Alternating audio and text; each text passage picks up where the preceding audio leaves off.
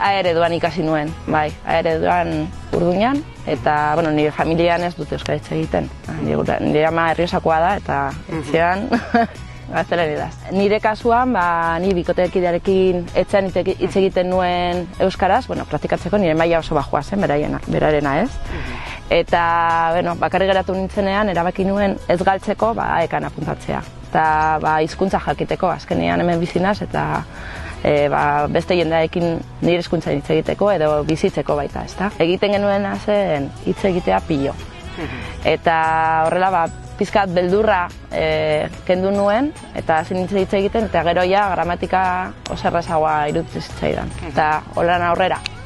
Azkenean, berbalagun taldeak talde batera aukera izatea oso importantea da. Ez baduzu hitz egiten edo ez baduzu erabiltzen gramatika oso zaila da azkenean ulertzea, nola egin behar duzu.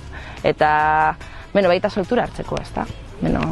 Akatsak egiten ditugu guztiak eta berdin dio. Animatzeko. Azkenean nahia baduzu, lortzen dituzu gauzak. Eta ez da hain zaila. Azkenean da praktikatzea eta beldurrak kentzea. Eta behin hasita, aurrera.